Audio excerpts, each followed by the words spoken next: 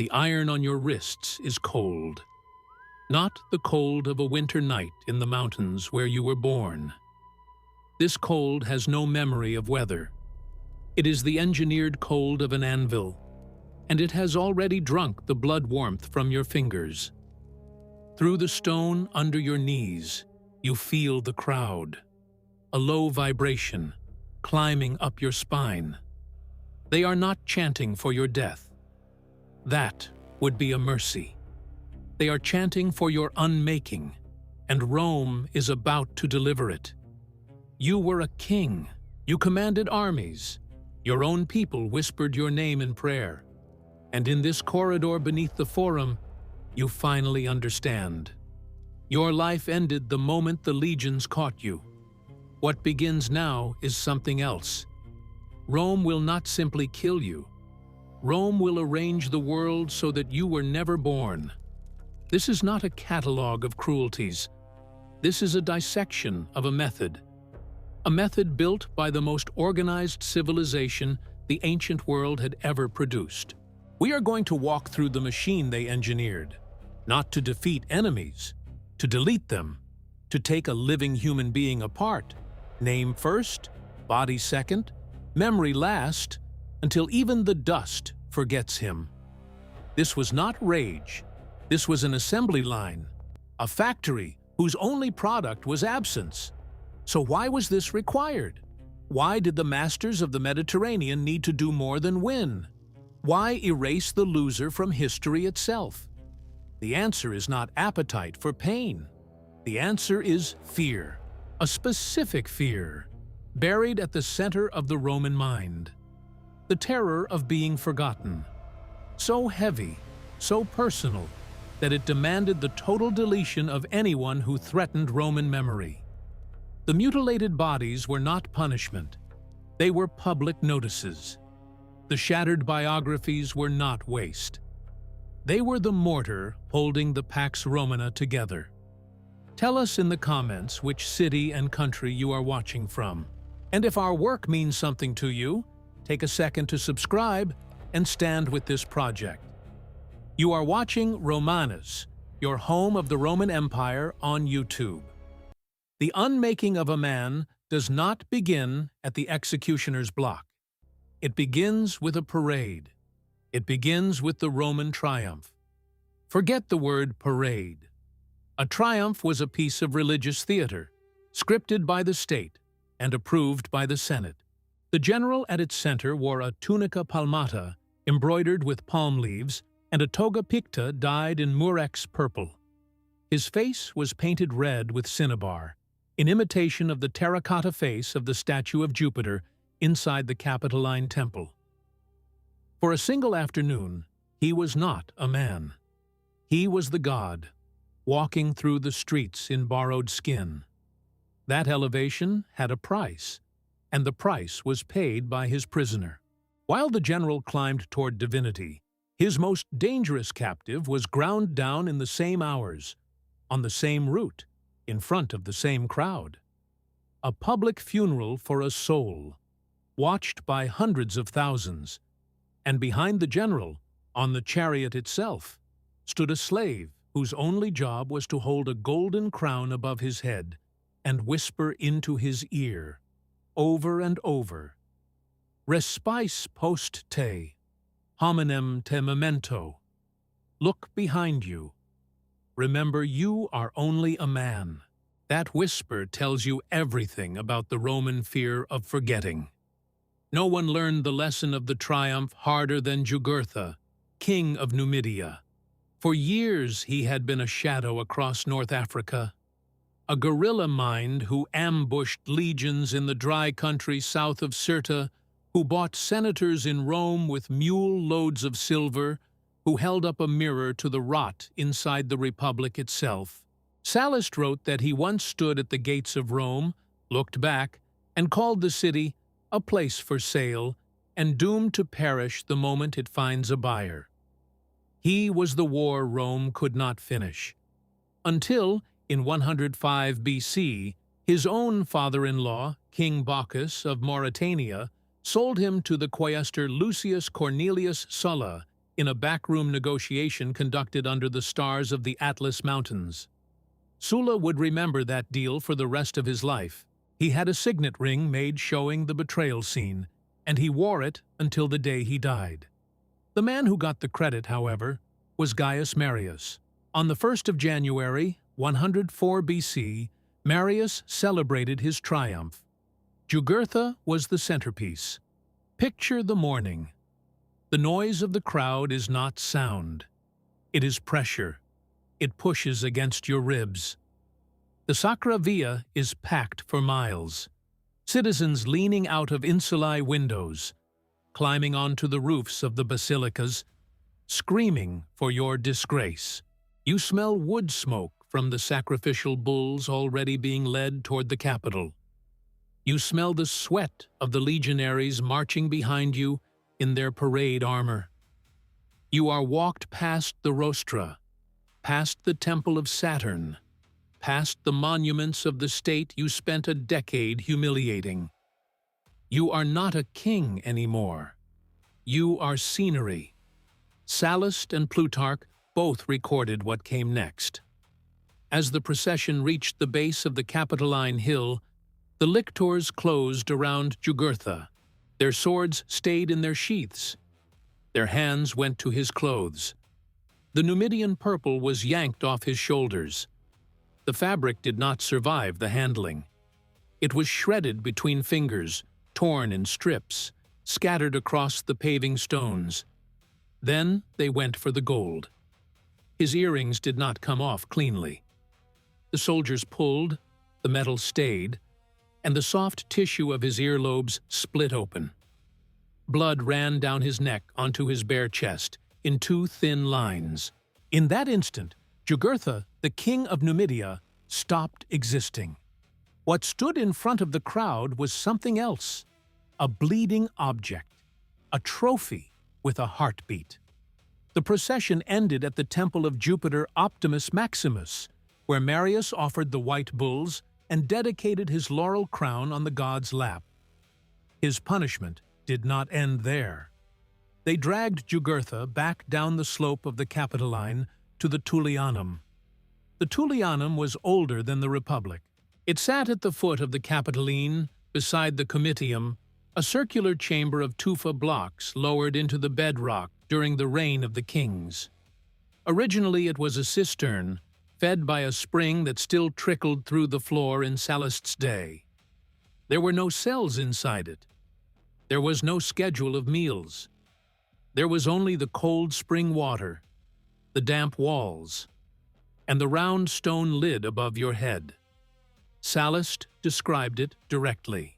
Its appearance is disgusting and vile by reason of the filth, the darkness, and the stench.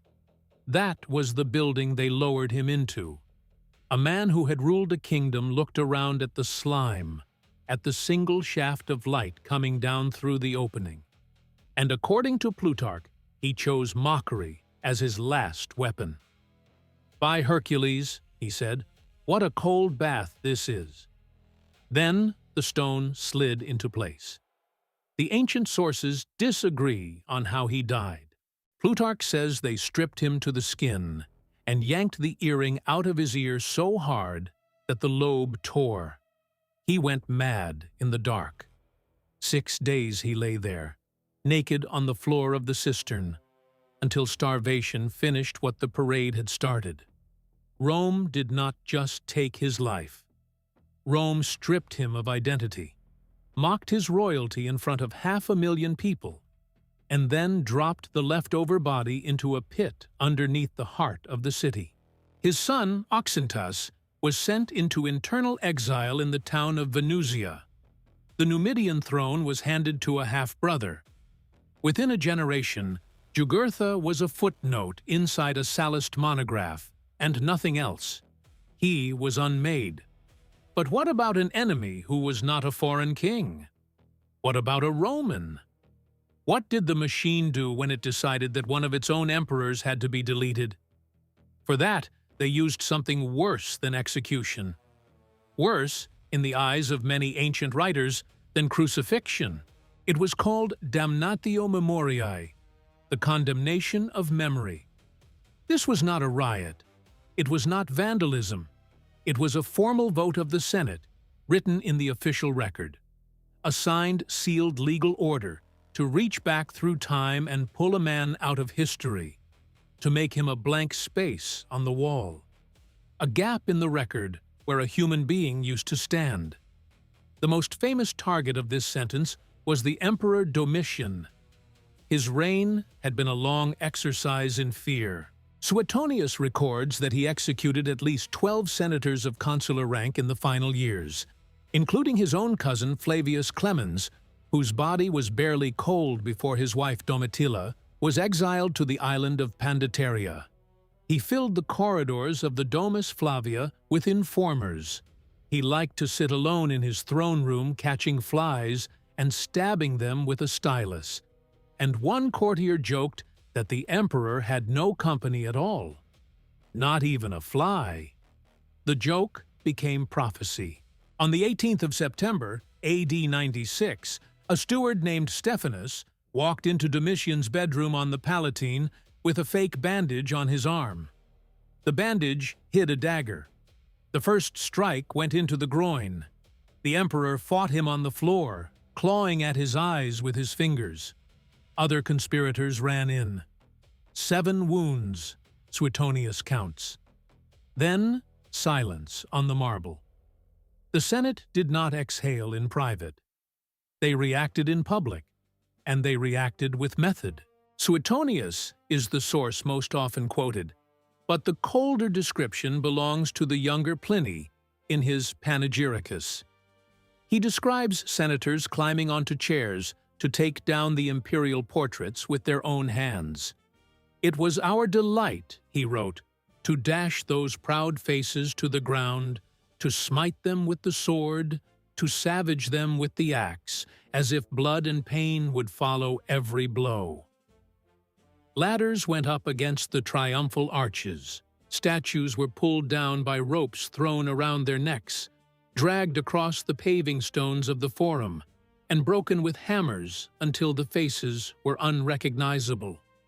Marble heads, bronze busts, the equestrian colossus that had stood in the middle of the Forum Romanum, all of it reduced to rubble.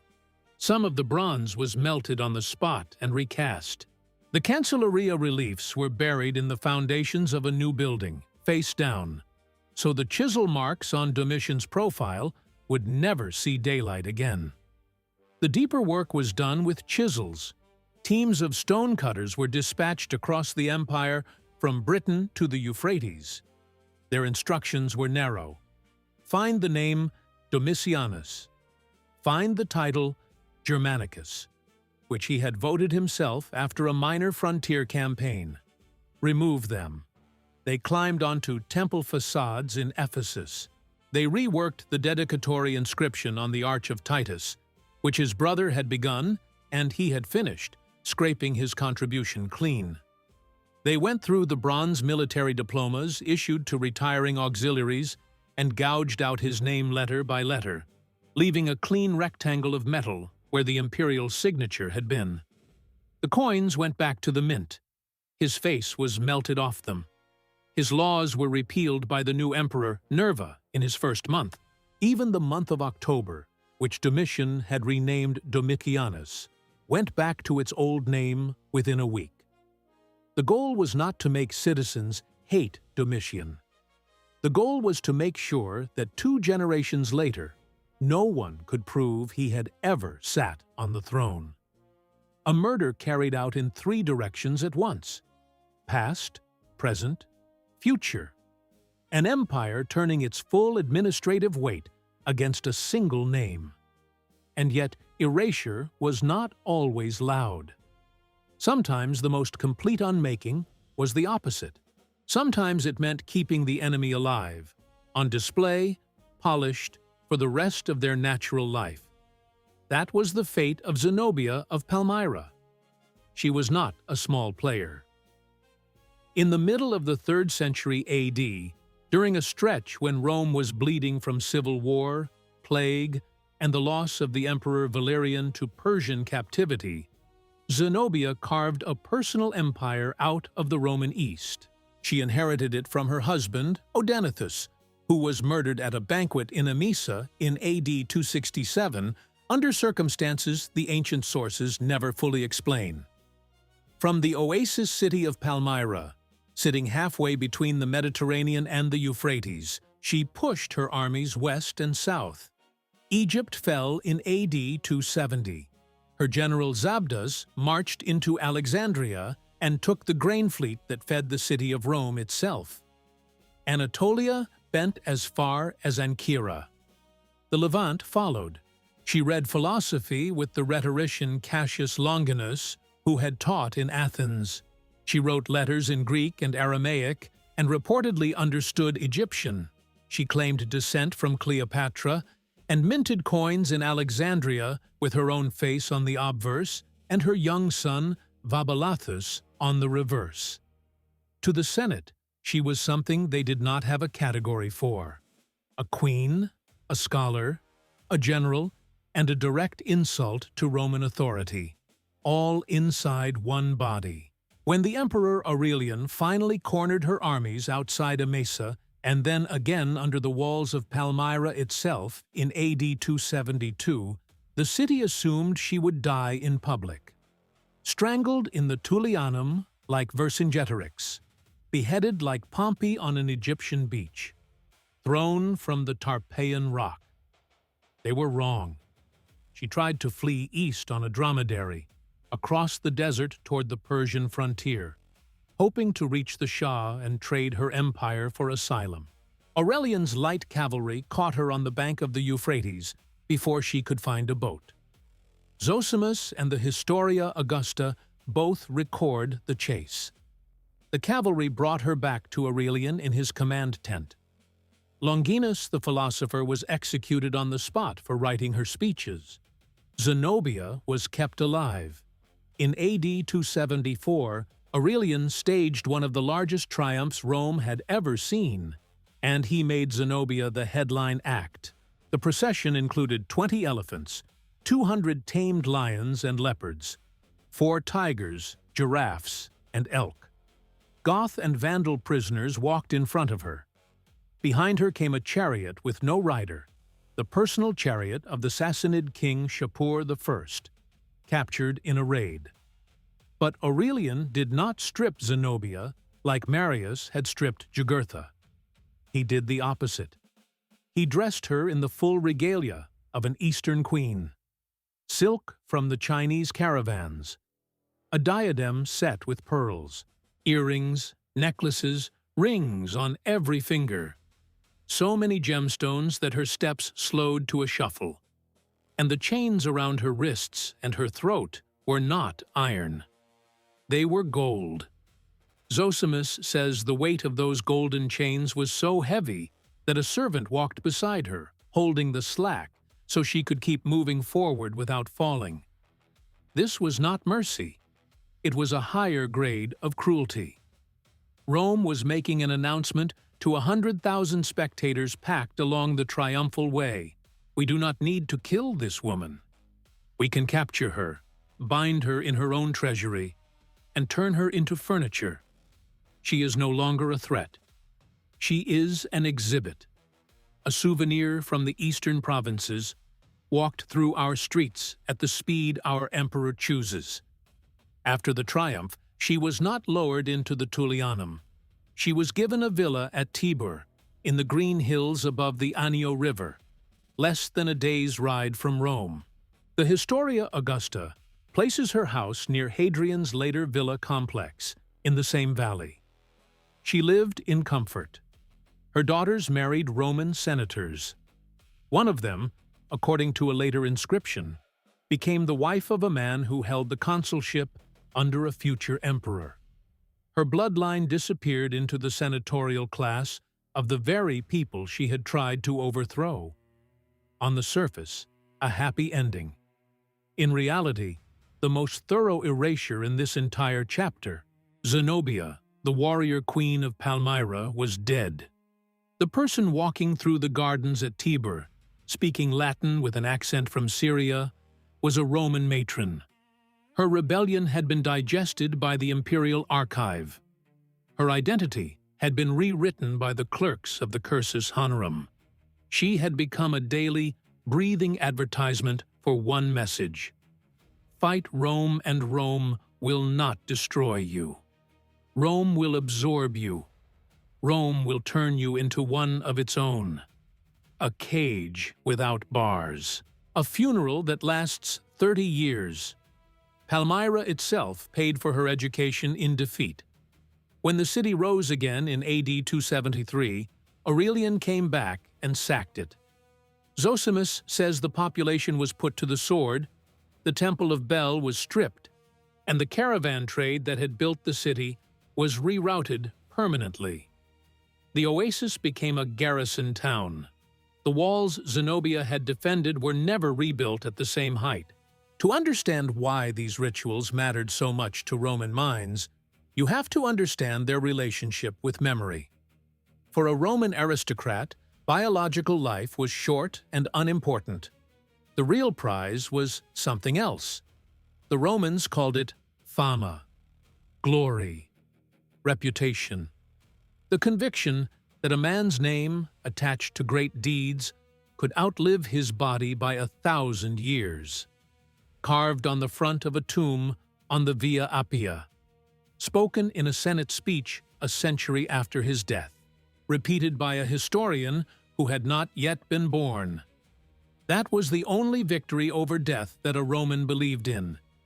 In the atrium of every senatorial house stood the imagines, wax masks of every ancestor who had held high office, kept in cupboards along the walls and brought out at funerals.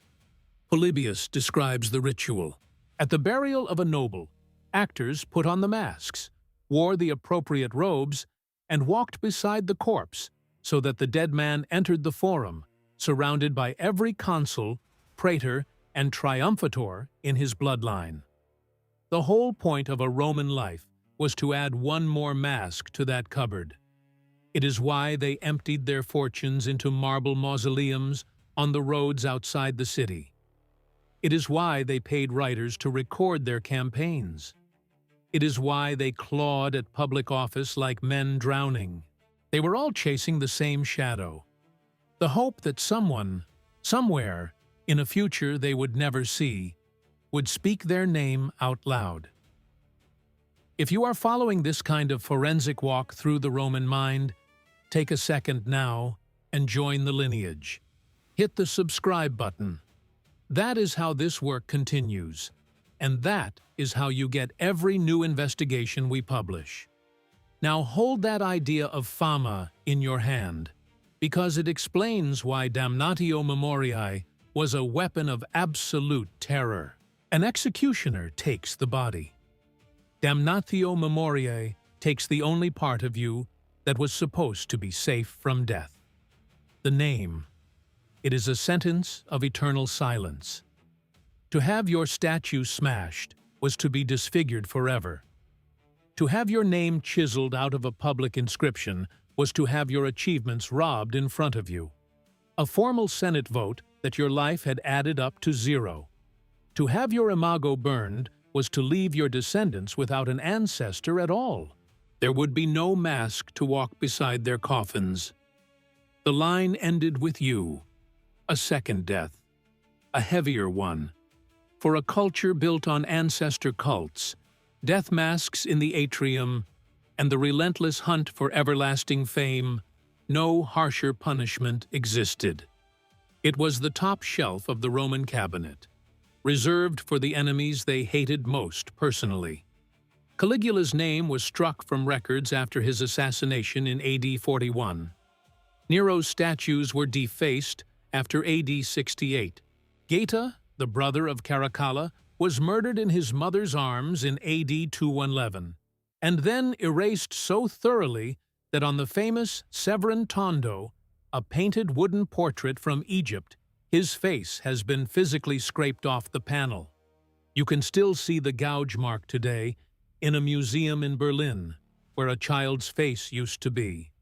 The king with his earlobes torn open. The emperor scraped off the walls of his own monuments. the brother painted out of the family portrait. The queen walked through Rome under the weight of her own gold. None of this was improvised. None of it was passion.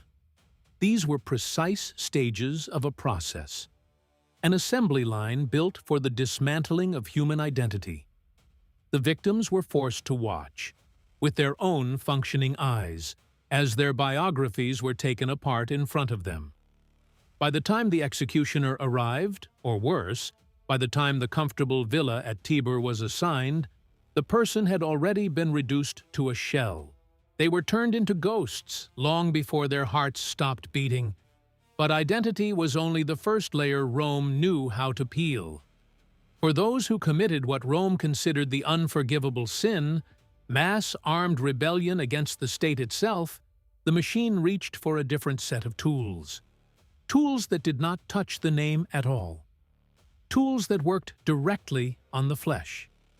Because Rome had learned something useful. The human body, properly arranged, could be made into a public document, a billboard, a message visible from miles away.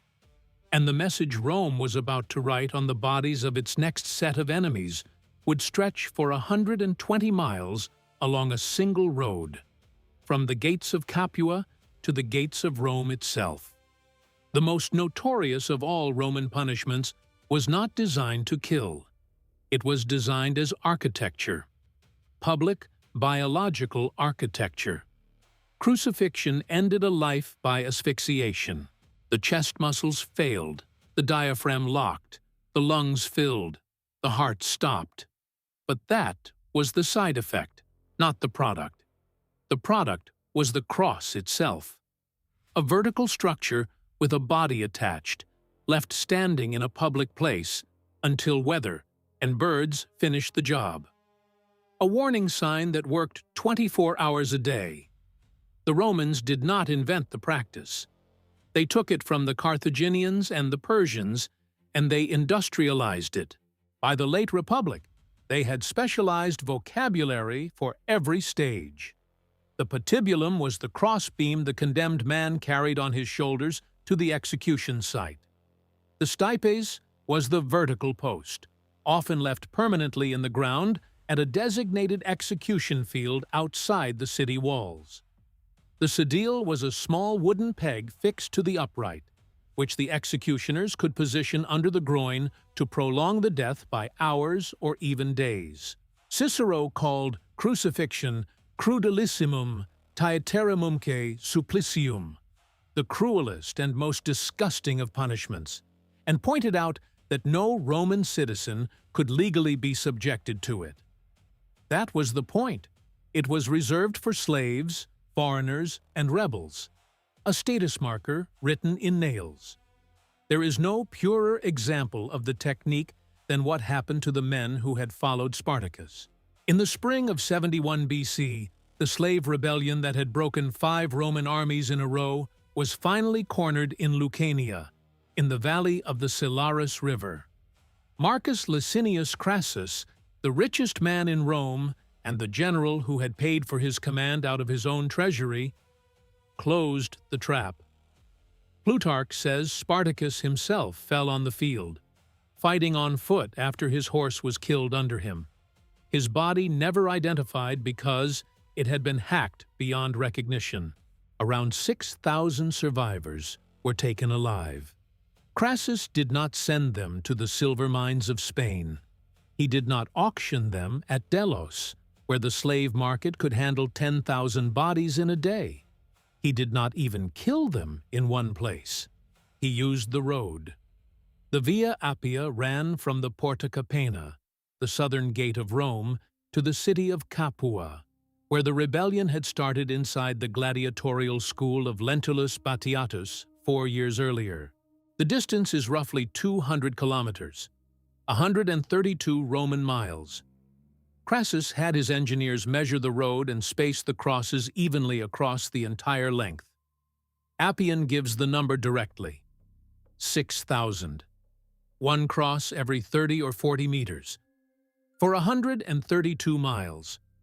Walk that road with a wool merchant in the weeks that followed. The first thing that reaches you is not the sight. It is the smell, sweet, thick, hanging low along the basalt paving stones the censor Appius Claudius had laid down 3 centuries earlier. You taste it at the back of your throat before you see the first body. Then the sound, not screams. By this point, the men have lost the strength to scream. What you hear is a low, continuous rasping, air pulled in through teeth, the creak of wood loaded with weight, the wing beat of crows, lifting, settling, lifting again. You ride past the first cross. A man, maybe 20 years old, of Thracian build, judging by the cheekbones. His knees have buckled, his chest is collapsed forward against his own arms because his pectoral muscles can no longer hold the cage of his ribs open. He has been dying for 3 days. 30 meters on, the next cross. Then the next. Then the next. There is no gap. There is no clear horizon. The road becomes a corridor.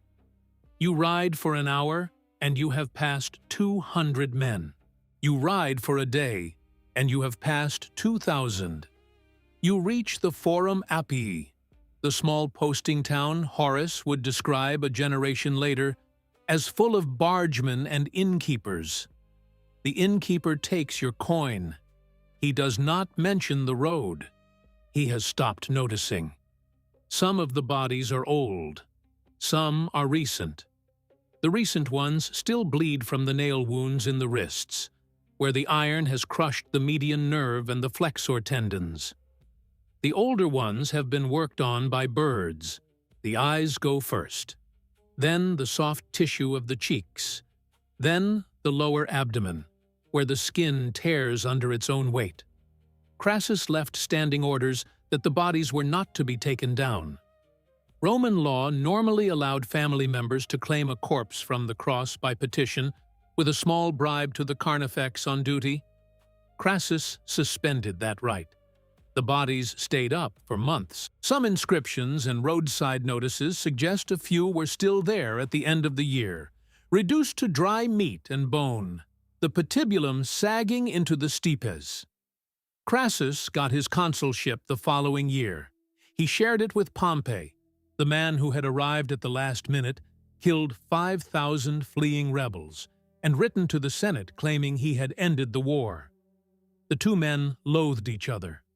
The road, however, kept working for both of them. It worked for Roman authority in general. It worked for 40 more years. Travelers wrote about it. The poet Horace, walking south in 37 BC, on his way to Brundisium, mentions the Forum Appii without naming the crosses, but the silence in his journey poem speaks for itself. Some routes you simply do not describe. This habit of treating the human body as a writing surface was not reserved for slaves or foreigners. The Romans applied it to their own legions, and when they did, they refined it into something more clinical. When a unit broke in battle, when it threw down its standards and ran, it had committed the sin the army could not forgive. The standard, the signum, or the aquila, was a sacred object. The eagle of a legion was kept in a shrine inside the camp, guarded by the senior centurion and dedicated with religious ritual. To lose it was to commit blasphemy as well as cowardice. The punishment had to weigh more than the fear that had caused the failure in the first place. The procedure was called decimatio, removal of 1 in 10. Livy and Polybius described the steps in the same dry tone you would use for a tax record. The disgraced cohort, 480 men if it was at full strength, is paraded on open ground at dawn. The tribune walks the line. Lots are drawn from a helmet, clay tokens with markings cut into them. 1 in 10 marked black. 9 out of every 10 men pull the safe token. The 10th pulls the marked one. The man with the marked token is not killed by an executioner. He is not killed by the centurions. he is killed by the 9 men standing next to him. The men who shared his contubernium, the 8-man tent group, who slept under the same leather cover and ground grain on the same hand mill. The men whose lives he had been trained, from the first day of service, to defend with his own body. They are handed wooden clubs, the fustes used for training. Sometimes stones from the camp boundary. They are ordered to beat him to death in front of the entire legion, while the rest of the cohort watches in silence, drawn up at parade attention. After the execution, the surviving soldiers are not allowed back into the camp. Their tents are pitched outside the rampart, in the unprotected zone where attacks usually come. Their wheat ration is replaced with barley, the grain fed to animals. They sleep without blankets. They eat standing up. Some sources say this exile lasted weeks, others months, until the general judged that the stain had been cleaned. The design here is not stupid. It is precise. A Roman cohort survived because of contubernium, a bond closer than blood in many cases. Decimation reached directly into that bond and broke it with the hands of the men who depended on it most. The survivors did not walk away relieved. They walked away with the blood of a friend on their forearms and the memory of his face looking up at them from the dirt. The lesson printed onto their nervous system was specific. Your loyalty is not to the man beside you. Your loyalty is to the state, and the state can order you, at any morning roll call, to kill the man beside you with your own hands. Crassus, the same Crassus, used decimation on his own army in 71 BC before he marched against Spartacus, to remind the legions what defeat would cost. Plutarch says he selected 50 men from each of 10 cohorts, 500 in total, and had them beaten to death by their tentmates in a single afternoon, on a field within sight of the rebel positions.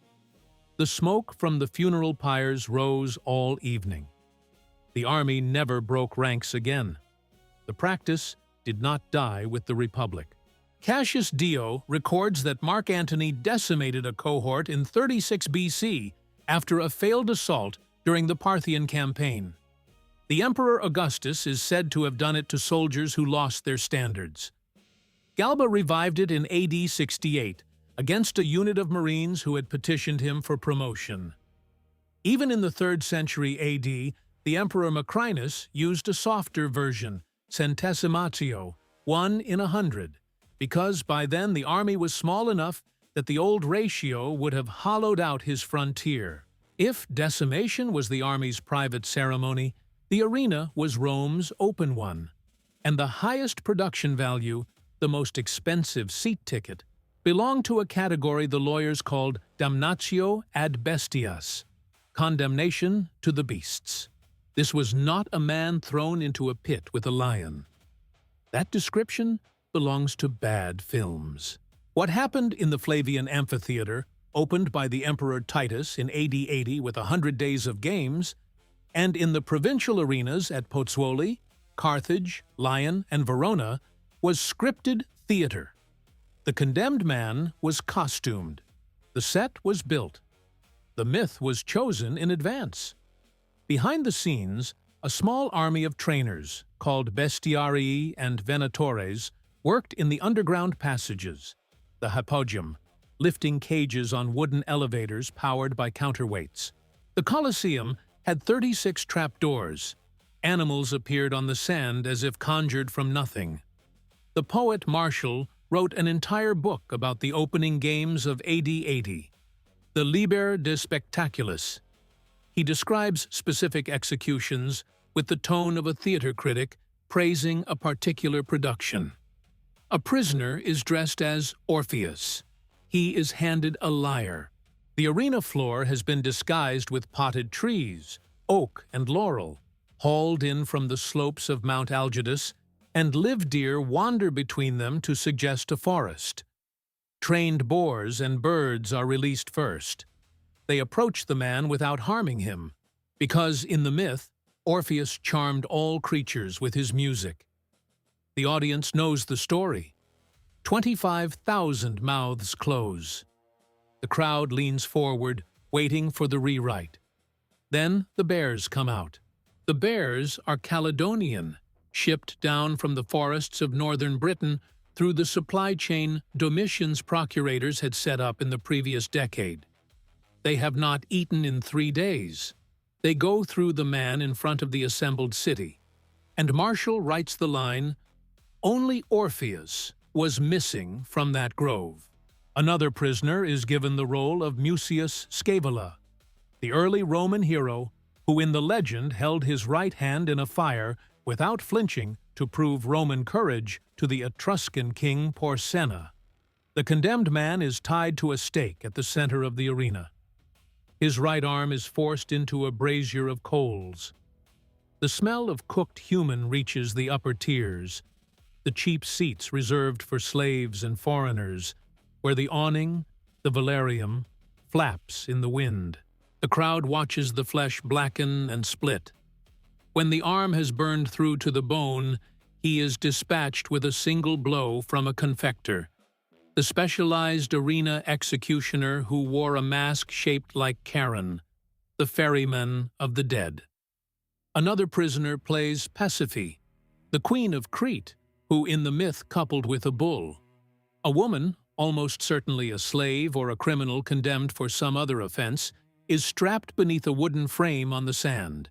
A bull is brought in, sometimes from the herds at Tarentum that supplied the arena trade.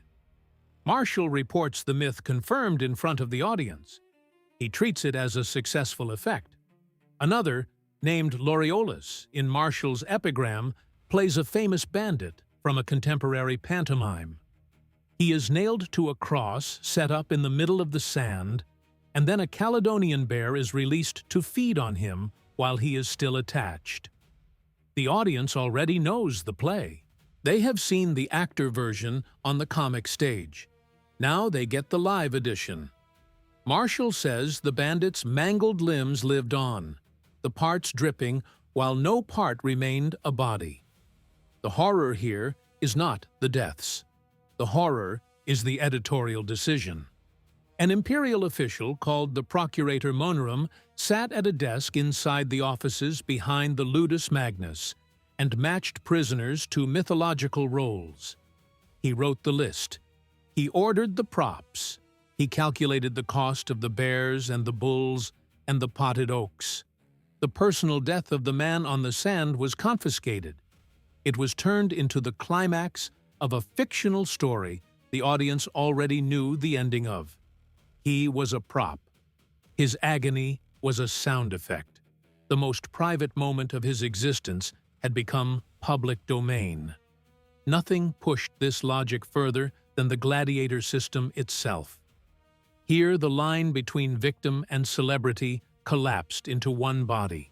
A captured Thracian, a captured German, a captured Gaul could be marched to Rome in chains, sold to a lanista, branded on the arm with the mark of the school that bought him, and trained for 2 years inside one of the 4 imperial schools that surrounded the Colosseum. The Ludus Magnus, the Ludus Matutinus, the Ludus Dacicus, the Ludus Gallicus. He learned the moves in a small practice arena under the eye of a doctor, a senior gladiator turned instructor. He ate a diet heavy in barley and bean stew, which gave him the layer of fat surgeons in Ephesus later noted on gladiator skeletons. Fat thick enough to bleed dramatically from a shallow cut, without killing the man underneath. If he was good with a sword, he could earn the rudis, the wooden sword that signified manumission. He could become a free man. He could become a name. He could be cheered by the same crowd whose fathers had killed his father. This was not redemption. It was the deepest layer of the absorption. Rome converted the fighting traditions of conquered peoples into product categories. The Samnite, with the large rectangular shield and short sword, named after a people Rome had subjugated in the 3rd century BC. The Thraex, with the small square shield, and curved Sika, named after the Thracians. The Gallus, with the long sword and helmet shaped like a fish, named after the Gauls, the Murmillo, the Hoplomachus, the Retiarius with his net and trident, the Secutor designed specifically to hunt the Retiarius down, each one a marketed version of a defeated culture's actual way of war. The ethnic identity of the loser became a costume rented out by the day. The weapons your grandfather had used in a real battle against the legions were now the property of a Roman entertainment franchise. A German in the arena was not a German anymore. He was a brand, a flavor in the imperial catalogue, like a wine region or a perfume from Petra. The crowd could bet on him, could love him, could carve his name on the walls of Pompeii, which they did repeatedly, next to phrases like Celadus the Thracian, the heartthrob of all the girls, and Crescens, the netter of young girls by night. The historian Suetonius records that the Emperor Tiberius once doubled the prize money in a single bout, because a particular gladiator had pleased him personally. Commodus, 2 centuries later, climbed into the arena himself, hundreds of times, fighting against prisoners armed with wooden swords while he held a steel one. He charged the imperial treasury 1,000,000 sesterces per appearance. The love was conditional. The fighter was allowed to perform a sanitized version of his own destroyed identity, and as long as he kept performing it on schedule, he was kept alive. If you want to go deeper into this layer of Roman cruelty, the engineered kind that wore a smile, check the link pinned below the video. The book we are presenting and the themed pieces in the Romanus collection were built around exactly this material. They sit on our YouTube shopping shelf right under this player. Rome had reached an endpoint in its work on the human body. The flesh of a slave became a road sign on the Via Appia. The flesh of a soldier became a lesson in obedience on a parade ground at dawn. The flesh of a criminal became a paying theatrical production under the velarium of the Flavian amphitheater. The flesh of a captured warrior became a licensed brand stamped on souvenir lamps and figurines sold outside the gates. Every category had been monetized. Every wound had been scripted. But there was still one frontier left. One kind of pain Rome had not yet industrialized at scale. The pain of a mind that knows, for hours or for days, that something is coming. The pain that begins before the first blow lands and continues long after the executioner has gone home. Rome was about to build a department for that too, a department whose specialty was not the destruction of the body, but the destruction of the will to remain a person. And its first laboratory would not be a battlefield or an arena. It would be a small stone room, lit by a single oil lamp, in the basement of the imperial palace on the Palatine. The man who built it had not yet been born, but the chair he would sit in and the men who would be tied down in front of him were already on their way. The annihilation of a single body is one scale of the Roman science. The annihilation of an entire civilization is another. And when Rome reached for that scale, it left behind not corpses, but absence. A specific kind of silence that you can still hear in certain ruins today. The clearest example is Carthage in 146 BC. For more than a century, Carthage had been the only state in the Mediterranean that could meet Rome at sea, in the field, and in the markets at the same time. Its harbor on the Gulf of Tunis held 220 warships in covered docks arranged in a perfect circle.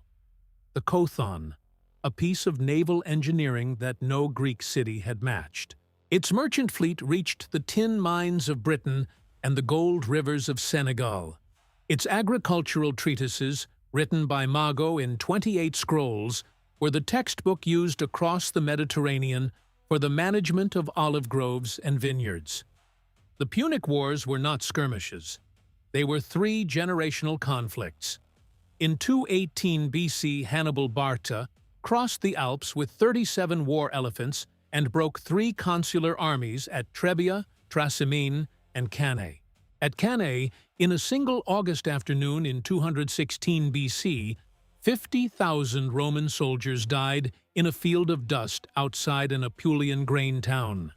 Polybius wrote that the Carthaginian sappers walked across the field afterward, removing gold rings from the fingers of the dead Roman knights. Hannibal sent 3 measures of those rings back to Carthage as a victory report. The Senate ran out of marriageable men. Widows wore mourning for a generation. Rome never forgave that afternoon.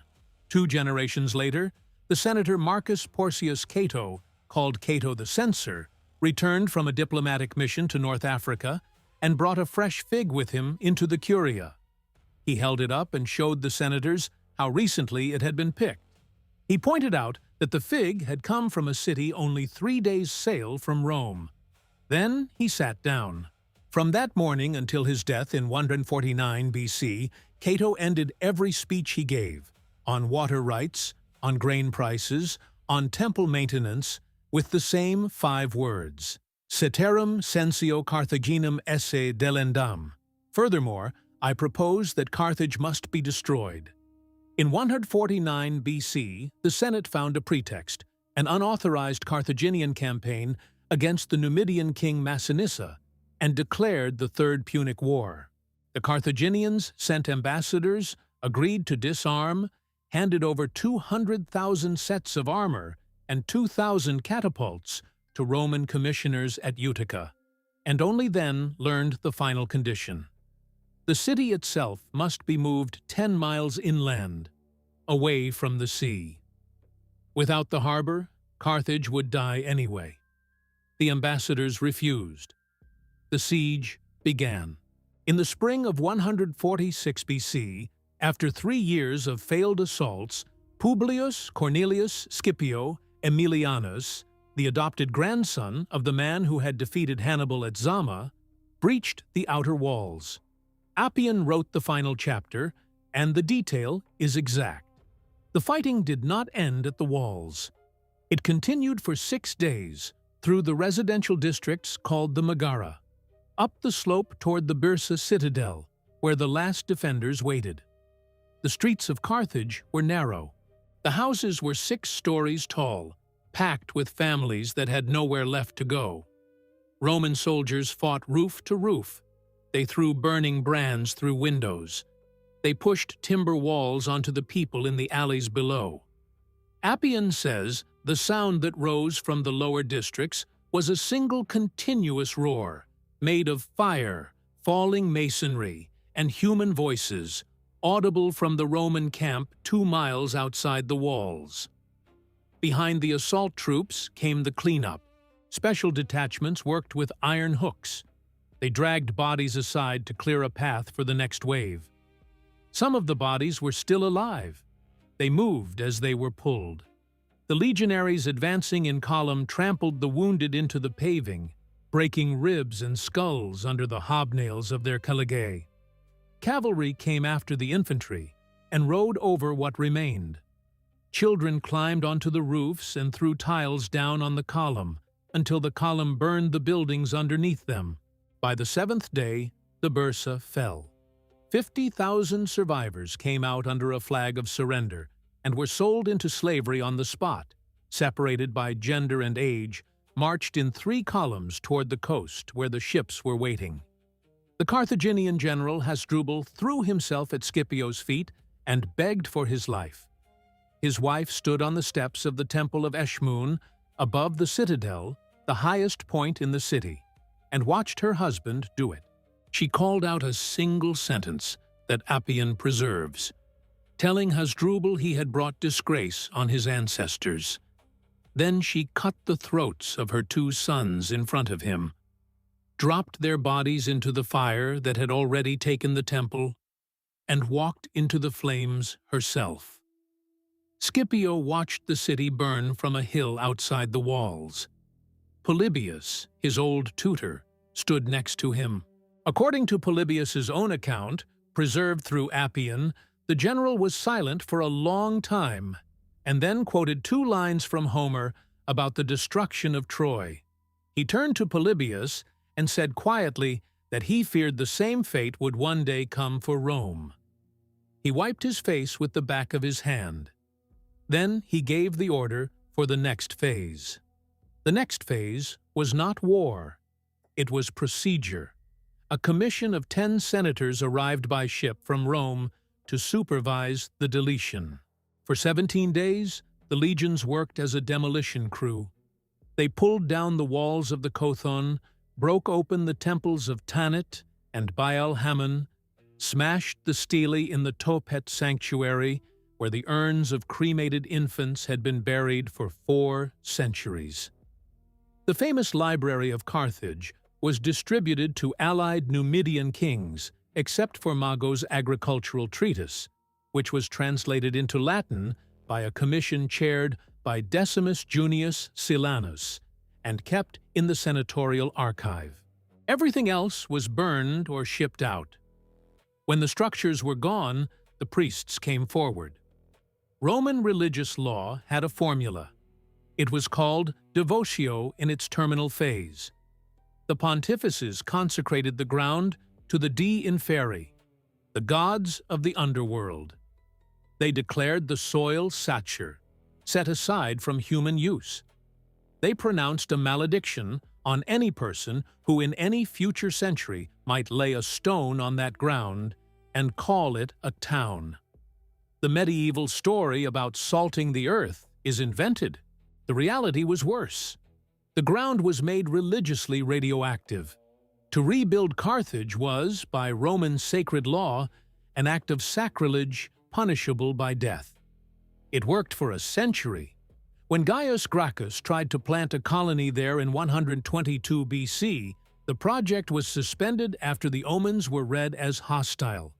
When Julius Caesar tried again in 49 BC, the same warnings stopped him. Augustus eventually got a Roman colony built on the site under the name Colonia Julia Carthago, but the original Punic city, the city of Hannibal and Hamilcar and Dido, was gone. Its language died inside 3 generations. Its alphabet became unreadable. Its child sacrifices, debated by modern historians, became a slander used in Latin rhetoric. Its gods were rehoused as footnotes in Roman temples. Tanit became Calestis. Baal-Hamon became Saturn. The names of the priests who had served them disappeared. 2 centuries later, Rome did the same work in a different theater, with one extra ingredient: spiritual violation. The destruction of Jerusalem in AD 70 was not just the suppression of a revolt. It was a public assault on a people's covenant with their God.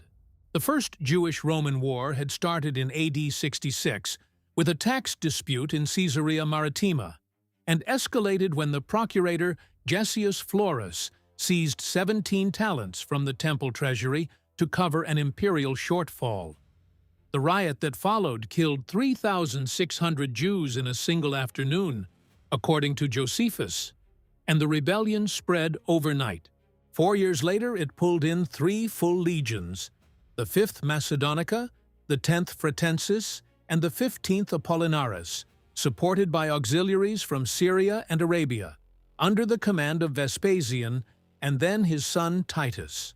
Our witness is Flavius Josephus, born Yosef ben Matityahu, a priest of the 1st Division and a Jewish commander who surrendered at the siege of Yodfat in AD 67. He had been hiding with 40 companions in a cistern. The group voted to kill each other in turn rather than be taken alive. Josephus arranged the order of the killings, ended up as one of the last 2, and persuaded the other man to surrender with him. He was kept alive in chains until he predicted to Vespasian that the general would become emperor. When the prediction came true in AD 69, Josephus was released and adopted into the Flavian household. He watched the end of his own world from inside the Roman camp. His account, the Bellum Judaicum, is the most detailed siege narrative to survive from antiquity. He describes a Jerusalem strangled by famine in the spring of AD 70. The defenders had burned their own grain stores during an internal civil war between 3 factions.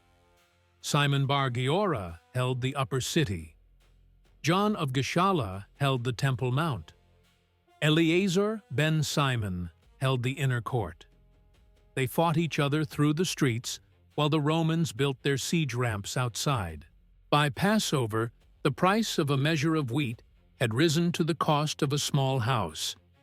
Children chewed leather sandals.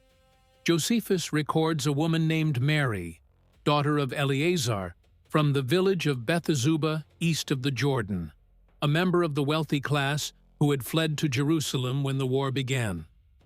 The rebels had stripped her house of every remaining stock of food. She killed and roasted her own infant son, ate half of him, and saved the rest. When the rebels broke in again, looking for hidden grain, drawn by the smell of meat, she set the remains in front of them and invited them to share. The story circulated through the Roman camp within a day. It reached Titus. Titus said publicly that he would wash his hands of the crime because he had offered the city terms and they had refused. When the Antonia fortress fell in late July and the Temple Mount was reached, the killing took on its own momentum. Josephus puts the dead at 1,100,000 for the siege. The number is inflated. The catastrophe is not. Tacitus, writing from Roman sources independently, gives 600,000. Streets near the temple were so full of bodies that legionaries waded ankle-deep in pooled blood.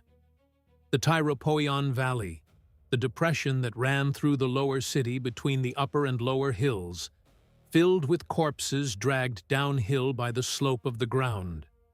Crows blackened the rooftops. The forests of Judea were stripped to feed two industries, the siege ramps and the crosses. Josephus says the legionaries grew bored with standard crucifixions and began experimenting with positions, nailing prisoners head down, sideways, in pairs, for their own entertainment. He says they ran out of wood before they ran out of prisoners. They ran out of room on the hills before they ran out of wood. The cedars of the Mount of Olives were felled. The orchards of Bethany were cut. The whole landscape east of the city went bald inside 2 months. Then, on the 9th of Av in the Hebrew calendar, the temple itself burned. Titus, according to Josephus, gave orders that the sanctuary was to be spared. The order was either ignored or never given, depending on which historian you trust. The Christian historian Sulpicius Severus, writing 4 centuries later from a lost section of Tacitus, says Titus gave the order himself, on the argument that the Jewish religion would die with the building.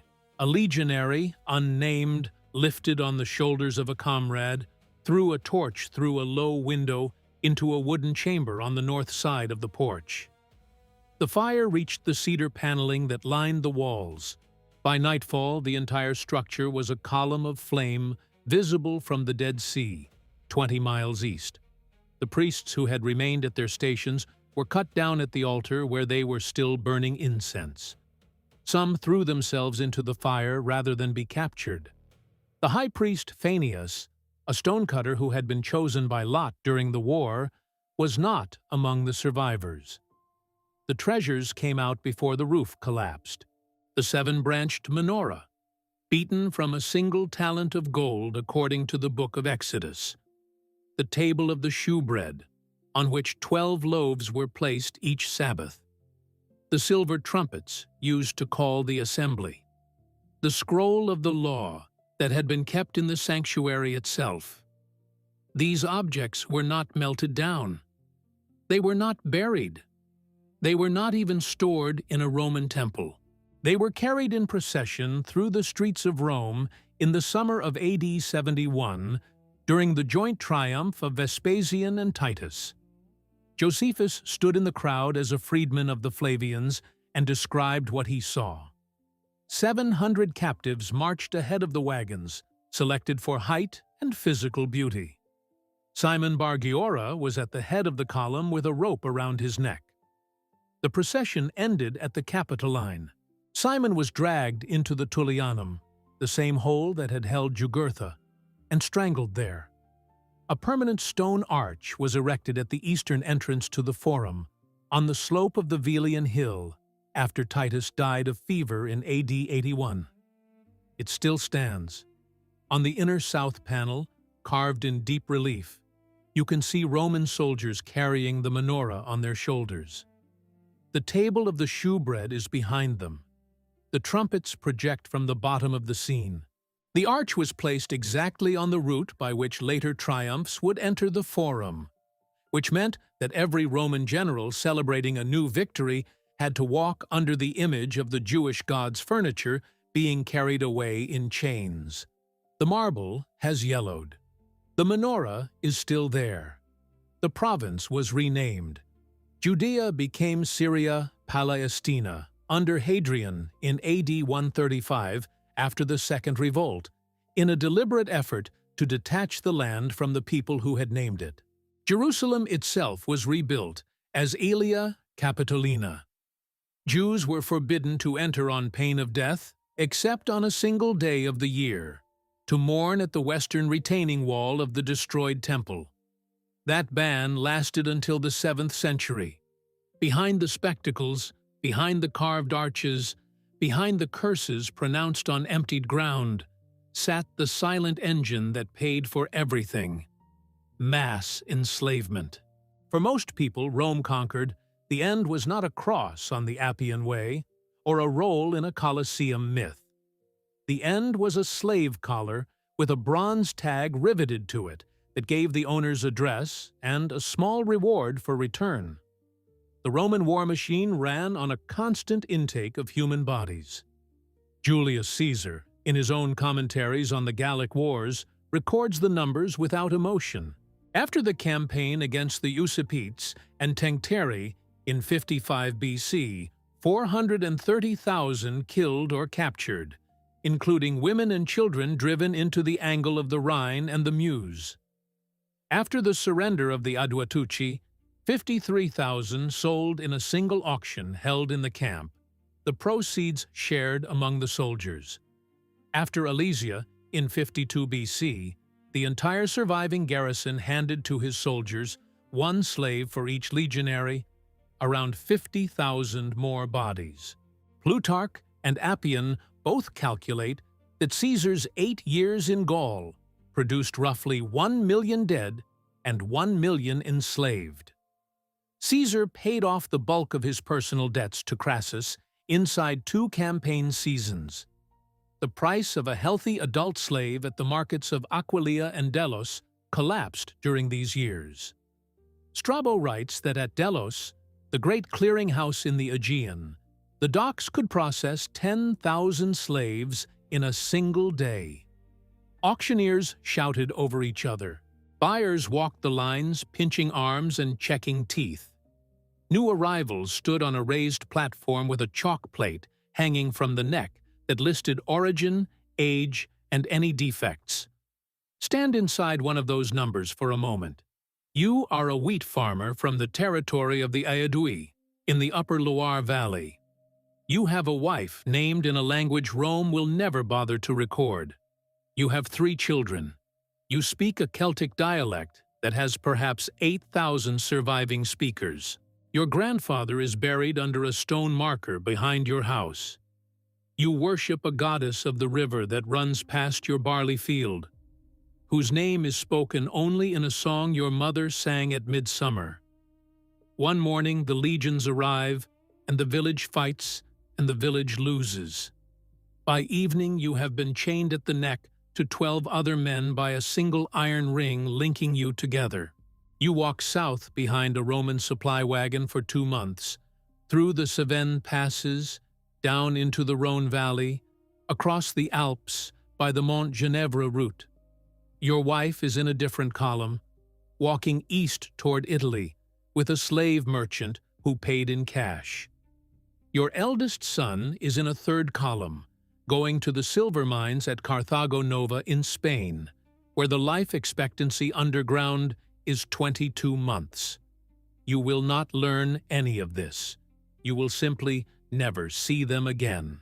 At the slave market at Aquileia, you are stripped, oiled, made to walk in a circle, and sold to an agent for a senator who owns olive groves outside Beneventum.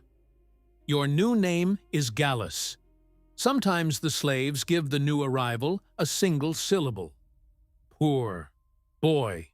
The agent files a receipt with the local magistrate. You become a line item in a household ledger.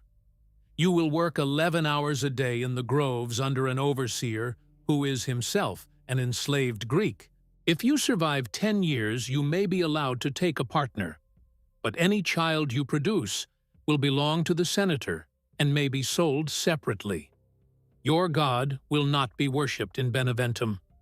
Your language will be beaten out of you within a year because the overseer cannot understand it and assumes you are plotting when you use it. The river goddess will die with you because she existed only inside the prayers of your village, and you are now the last man alive who knows her name. This was a single life out of millions. The Roman economy in the 1st century AD ran on between 2 and 3 million enslaved people inside Italy alone, according to the best modern estimates. Numbers for the whole empire reached 10 million at the peak.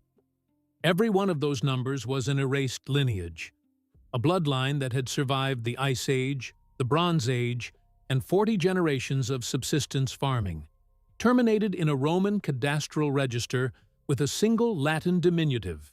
This is the quiet holocaust that the marble does not show. It does not appear on the Arch of Titus. It does not appear on Trajan's column. It paid for both.